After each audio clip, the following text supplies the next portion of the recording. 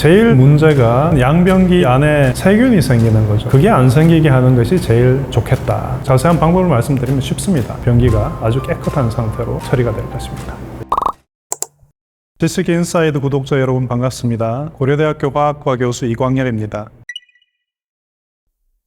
양변기 안에 X나 Y 같은 것이 이제 많이 존재합니다. 근데 이제 그 성분을 살펴보면 결국은 음식물이기 때문에 단백질, 지방, 셀룰로즈 같은 그런 섬유질이 들어있게 되는데, 이런 것들을 청소하기 위해서는 탄성세제, 또 염기성세제 같은 것들을 이제 번갈아 가면서 사용하면 되는데요. 쉽게 말씀드리면은 구연산 같은 것으로 산성세제죠. 양변기를 한번 씻어주고 그 다음에 물을 내립니다. 그 다음에 워싱소다나 과탄산소다. 과탄산소다는 워싱소다 더하기 과산화수소인데, 이런 염기성 물질과 표백작용을 하는 과산화수소를 이용을 해서 또 다시 양변기를 씻어주면 깨끗하게 관리를 할 수 있습니다. 여자친구가 갑자기 집에 놀러 온다 이랬을 때 락스로 청소를 하게 되면은 냄새가 남죠. 그래서 지금 평소에 더럽게 살고 있었는데 급하게 청소했구나 이렇게 생각할 수 있을 거예요. 이런 것을 좀 피해갈 수 있는 그런 위급 상황 대처 방법을 말씀드리면은, 조금 전에 이제 구연산이나 과탄산 소다를 번갈아 가며 따로 쓰는 것을 말씀드렸는데, 이것을 함께 쓰는 방법을 알려드리겠습니다.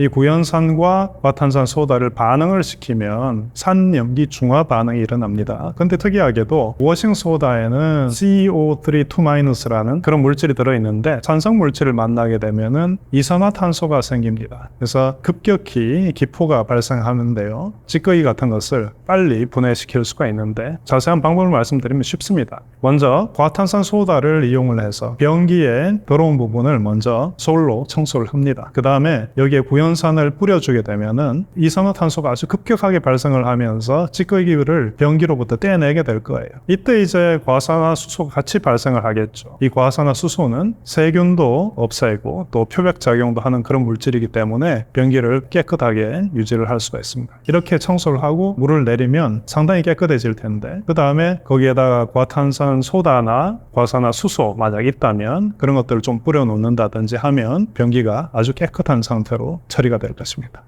락스가 세균을 죽이는 데는 굉장히 좋은 효과가 있는데, 냄새가 나는 게 좀 마음에 안 들더라고요. 그래서 그걸 쓰면 문을 못 열어 놓으니까 냄새가 나지 않는 그런 세제를 선호하는 편입니다. 수도를 쓰지 않거나 아니면은 가정에 들어오는 파이프에 문제가 있다든지 해서 물이 좀 더러운 경우가 있을 수가 있는데, 이때는 수조 안에 세균이 살 수 없도록 만들어주는, 그러면 될 거고요. 또 물 속에는 탄산칼슘 같은 것들이 원래는 좀 녹아 있어요. 그러다가 그게 마르든지 그러면서 탄산칼슘에 침전물이 생길 수도 있는데, 거기에 이제 세균이 달라붙어서 자랄 수 있고 물이끼가 끼일 수 있고 이런 상황이 될 수는 있어요. 그래서 이런 거 없애주려면은 탄산칼슘을 싹 제거를 하면은 쉽게 해결이 됩니다. 구연산을 한 1kg, 양이 많죠. 수조에 왕창 부어주는 거예요. 그리고 하루 종일 내버려 두고 물을 내리면 수조가 깨끗하게 되어 있는 것을 볼 수 있을 것입니다.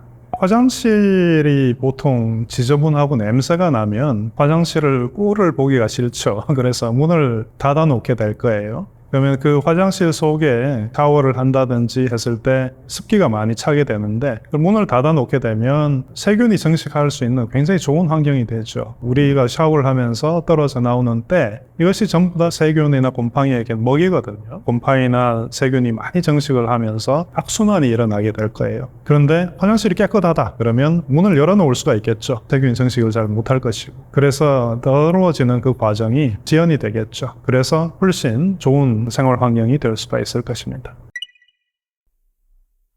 샤워실 유리를 더럽게 하는 요인은 어디에서 오는가, 그걸 먼저 생각을 해봐야 되는데, 우리 몸에서는 피부에 지방이 있을 거고요. 샤워를 하다 보면 몸에서 각질도 떨어져 나가죠. 그리고 물에는 탄산칼슘이 녹아 있다고 했는데, 이런 것이 마르면서 샤워실 벽에 붙을 수도 있고, 또 이 탄산칼슘에 들어있는 칼슘 이온이 비누하고 만나게 되면요, 소위 비누때를 만들게 돼요. 그러니까 이제 더러워지는 이유는 탄산칼슘, 비누때, 그리고 몸에서 나오는 기름, 그리고 이제 각질, 이런 것들이 유리에 엉겨 붙어서 더러워지는 거고요. 또 이제 그러한 것은 잘 생각을 해보면 세균이 좋아하는 먹이죠. 그래서 세균이 들러붙고 또 곰팡이가 들러붙고, 그러면 이제 우리가 때를 이제 분석을 했으니까 이것을 어떻게 하면 효과적으로 제거를 할지를 생각을 해보면 때를 먼저 잘게 부수는 게 필요할 것 같아요. 탄산칼슘을 먼저 좀 녹여내고 또 비누 때 부분을 먼저 녹여내면 큰 덩어리가 작은 조각으로 쪼개질 수가 있을 겁니다. 이 과정은 구연산을 최소한의 물에 녹여서 스펀지에 묻힌 다음에 샤워실 유리를 닦아주게 되면은 제거를 할 수가 있어요. 하지만 아직 기름과 각질 이런 것들이 많이 있을 텐데 이런 것들은 또 염기성 물질로 꽤 쉽게 제거를 할 수가 있습니다.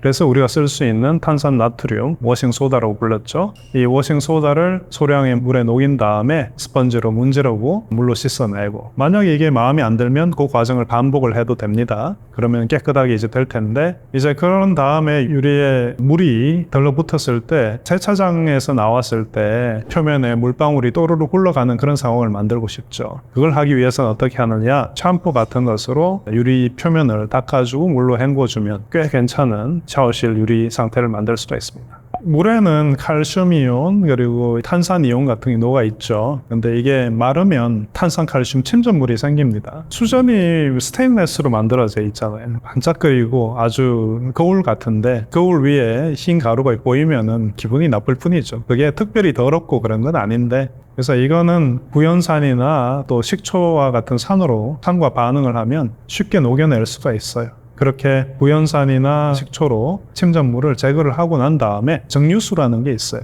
물 속에 아무것도 녹아있지 않은 순수한 물인데 이 정류수로 맨 마지막에 헹궈주면은 침전물이 생기지 않는 그런 수전을 만들 수가 있는 거죠.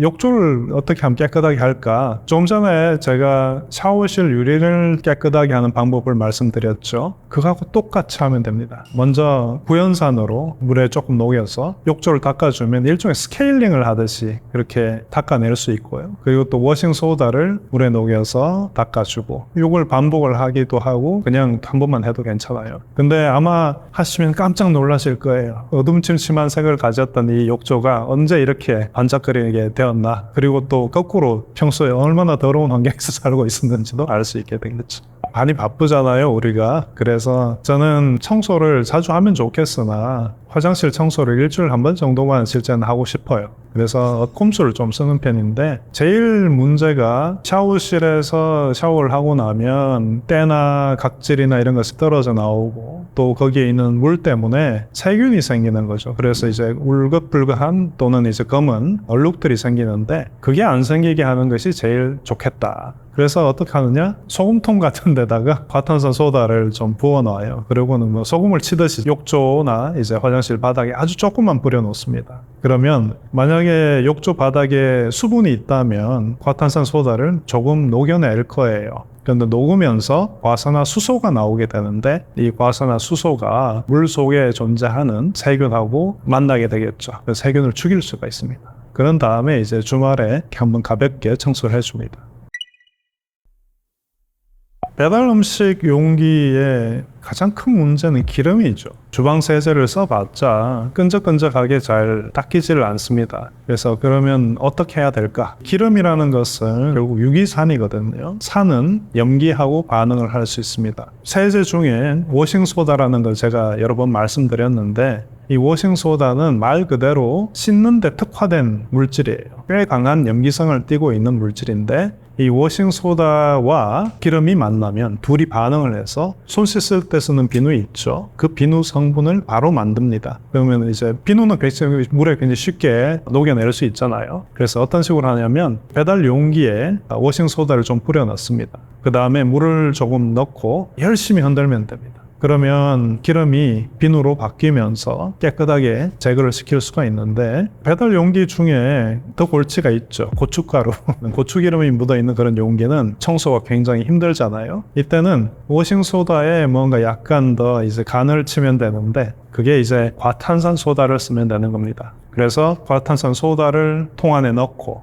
거기에 물을 좀 더 넣고 통을 아주 세차게 흔들면은 워싱소다 부분은 기름을 없애고 고춧가루의 색을 나타내는 이 분자는 리코펜이라는 분자잖아요. 이 리코펜은 과산화수소와 반응을 해서 그 분자 구조가 이제 깨지게 돼요. 그래서 색이 싹 사라집니다. 그러니까 한번 흔들어주면 끝. 아주 쉽죠. 설거지에서 제일 힘든 게 기름을 제거하는 거잖아요. 제가 이제 하는 꼼수를 말씀드릴게요. 좀 전에 워싱소다하고 기름을 반응을 하면 비누가 되니까 씻어내기가 쉽다고 말씀드렸죠. 그래서 먼저 이제 그릇을 불릴 수 있으면 불리고 뭐 불리지 않아도 되면은 거기에 워싱소다 가루를 좀 뿌린 다음에 수세미로 닦아줘요. 그럼 이제 표면에 기름이 싹 반응을 하겠죠. 그 다음에 그걸 물로 헹궈주고 주방세제를 녹인 대야에 담궈줘서 이제 닦아내기만 하면 되는데 이 단계를 끼워 넣으면 복잡해 보이지만 실제 설거지 시간은 한 3분의 1에서 5분의 1 정도밖에 안 됩니다. 굉장히 빨리 설거지를 할 수가 있습니다.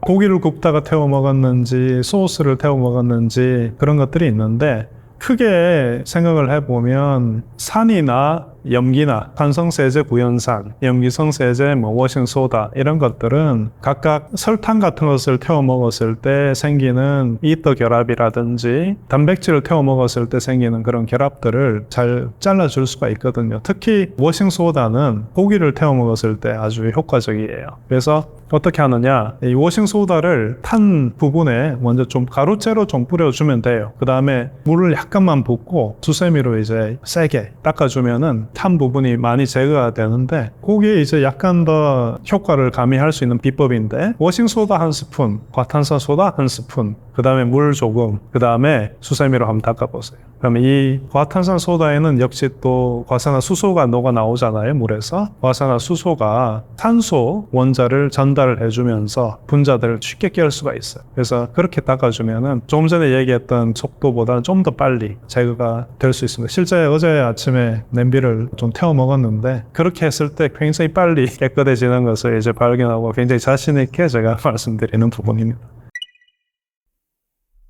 수건 빨래도 수건 빨래지만 요즘 여름이라서 엘리베이터에 들어오면은 빌런들이 간혹가다 있죠. 근데 이런 그 냄새가 왜 생기는지 그 원인을 생각을 해보면 문제도 해결할 수가 있습니다. 우리 몸에서는 지방이 녹아 나오잖아요, 표면에. 우리 몸에서 나오는 것도 역시 유기산이에요. 그리고 이제 보통 몸에서 땀이 많이 나는 곳이 겨드랑이나 사타구니나 이런 곳인데 이제 따뜻하죠. 지방도 나오죠. 습기도 있죠. 그러니까 세균이 살 수 있는 아주 최적의 그런 환경을 만들죠. 그런 것들이 또 우리 옷에 옮겨 붙고요. 그래서 수건도 한번 생각을 해보면 결국 우리가 몸을 닦을 때 몸에 있는 기름 성분도 좀 닦아내게 될 것이고 비누때도 있고 그리고 뭐 각질 같은 것도 이제 수건에 달라붙게 돼요. 그리고 축축하죠. 화장실 따뜻하죠. 그러니까 수건이나 운동을 하고 씻지 않고 입는 그런 옷이나 상태는 크게 다르지가 않습니다. 결국 이것도 유기산이잖아요. 워싱소다하고 반응을 해주면, 즉 워싱소다를 세제로 써서 빨래를 해주면 냄새를 굉장히 쉽게 없앨 수 있고, 근데 이제 워싱소다는 사용하는 세제 속에 다 들어있어요. 그러니까 워싱소다를 크게 신경을 안 써도 되는 경우가 많고요. 자, 이제 거기에 약간 더 센 녀석을 가미를 할 수가 있죠. 과산화수소를 넣어주면 되는데 우리가 과산화수소를 소독약으로 쓰지만 평소에는 잘 쓰지 않으니까 과탄산소다를 쓰면 돼요. 과탄산소다는 실제는 찬물에도 꽤 잘 녹는 물질인데 녹는데 시간이 좀 걸려요. 그래서 40도, 50도 이런 좀 따뜻한 물에 녹이면 꽤 빨리 녹일 수가 있고 거기에서 녹아나온 과산화수소가 표백작용을 할 수 있으니까요. 그래서 워싱소다에 과탄산소다 조금 섞어 넣는다든지 아니면 과탄산소다만 쓴다든지 했을 때 이제 세균도 죽이고 거기서 유기산도 제거를 할 수 있으니까 깨끗한 그런 상태를 만들 수가 있죠. 와인을 한번 생각을 해볼까요? 와인은 알코올도 있고 물도 있었죠. 근데 와인을 쏟아서 흰 식탁보가 색이 들었다 아니면 옷에 붙었다 했을 땐 어떻게 해야 되느냐? 그럼 와인 속에 들어있었던 게 알코올이잖아요, 그죠? 알코올로 먼저 좀 녹여내고 그러고도 이게 색이 뿌옇게 있다라고 했을 때는 이 색소는 과탄산소다에 들어있는 과산화수소를 이용을 하면 돼요. 그러니까 과탄산소다를 물에 좀 녹여서 세탁을 해주면 되고요. 그런데 이제 뭐 색깔이 있는 옷이라든지 약간 고급 재질의 섬유인 경우에는 과탄산 소다를 쓰면 되고, 그렇지 않고 좀 옷이 해져도 괜찮다 라고 했을 때는 락스를 쓰는 것도 괜찮습니다. 자, 그런데 만약에 피가 묻었다 라고 했을 때, 또는 풀밭에서 놀다가 초록색 물이 들었다, 이럴 때는 접근법이 완전히 달라야 돼요. 알코올로 녹여낼 수 있는 게 아닙니다. 우리 피 속에는 헤모글로빈이라는 게 있잖아요. 근데 헤모글로빈 속에는 힘이라는 분자가 있는데 그 속에 철 이온이 있어요.